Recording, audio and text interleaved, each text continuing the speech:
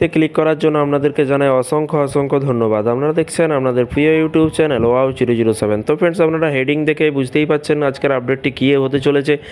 একটি নয় দুটি নয়, ডিএ বৃদ্ধির পর এতগুলো ভাতা বাড়ালো কেন্দ্রীয় সরকার। কতগুলো ভাতা বৃদ্ধি করলো চলুন এক নজরে দেখে নেব। দেখে নেওয়ার আগে যারা চ্যানেলে এই ভিডিওটি প্রথম দেখছেন অবশ্যই চ্যানেলটিকে সাবস্ক্রাইব করে রাখবেন পরবর্তী ভিডিও পাওয়ার জন্য। প্রতিদিন বিভিন্ন রকম সরকারি কর্মচারীদের আপডেট কিন্তু দেওয়া হয়। এখানে দেখুন বলা হয়েছে, লোকসভা নির্বাচনের ঘোষণার আগেই কেন্দ্রীয় সরকারি কর্মচারীদের 4% মহার্ঘ ভাতা বৃদ্ধি করে মোদী সরকার। ডিএ বা মহার্ঘ ভাতা এই বৃদ্ধি 1 জানুয়ারি 2024 থেকে কার্যকর হয়। এর মাধ্যমে কিন্তু সপ্তম বেতন কমিশনের অধীনে কেন্দ্রীয় সরকারি কর্মচারীদের মোট ডিএর পরিমাণ বেড়ে হয় কিন্তু 50%। এর ফলে কেন্দ্রীয় সরকারি কর্মচারীদের বেতন যে অনেকটাই বাড়ছে তা আর বলার অপেক্ষা রাখে না। এছাড়াও লোকসভা ভোটের আগে কেন্দ্রীয় সরকারি কর্মচারীদের গ্র্যাচুইটি পরিমাণও কিন্তু 5 লক্ষ টাকা পর্যন্ত বাড়ানো হয়েছে। এর আগে অবসরের পর কেন্দ্রীয় সরকারি কর্মীরা সর্বোচ্চ 20 লক্ষ টাকা গ্র্যাচুইটি পেতেন, কিন্তু তা বাড়িয়ে 25 লক্ষ টাকা করা হয়। এর পাশাপাশি কেন্দ্রীয় সরকারি কর্মীদের ক্যান্টিন অ্যালায়েন্স, ট্রাভেল অ্যালায়েন্স এবং ডেপুটেশন অ্যালায়েন্স বাড়ানো হয়েছে সরকারে।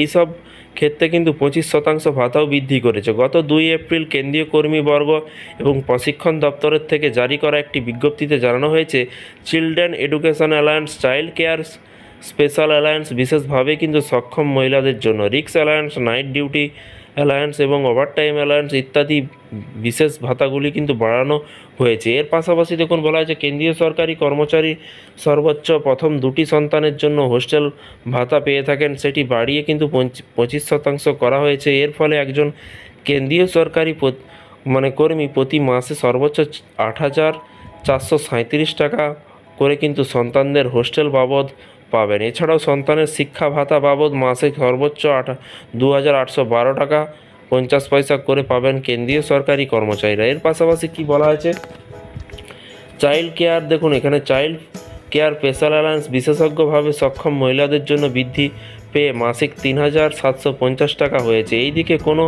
কেন্দ্রীয় সরকারি কর্মী সন্তান যদি বিশেষভাবে সক্ষম হয়ে থাকেন তবে সেই সংশ্লিষ্ট কর্মী সন্তানের শিক্ষা ভাতা বাবদ এখন থেকে মাসে সর্বোচ্চ 5,625 টাকা করে কিন্তু পাবেন, এরকমটাই কিন্তু বলা হয়েছে। কেন্দ্রীয় সরকারি কর্মীদের রিক্স অ্যালায়েন্সও বাড়িয়েছে সরকার। কেন্দ্রীয় সরকারি কর্মচারীদের নাইট ডিউটি ভাতা বাড়ানো হয়েছে। এই বাবদ মাসের সর্বোচ্চ কিন্তু এখানে কিন্তু 43,600 টাকা করে পেতে পারেন একজন কেন্দ্রীয় সরকারি কর্মচারীরা। পাশাপাশি কেন্দ্রীয় সরকারি কর্মচারীদের হাউস রেন্ট অ্যালাউন্সও কিন্তু বৃদ্ধি পেয়েছে। তো ফ্রেন্ডস, এই ছিল আজকে একটি ছোট্ট আপডেট। এই ধরনের সরকারি কর্মচারীদের আপডেট পেতে অবশ্যই চ্যানেলটিকে সাবস্ক্রাইব করে রাখবেন এবং ভিডিওটি ভালো লাগলে আমাদের যেসব হোয়াটসঅ্যাপ গ্রুপ আছে সেই গ্রুপে ভিডিওটিকে শেয়ার করে দিতে ভুলবেন না।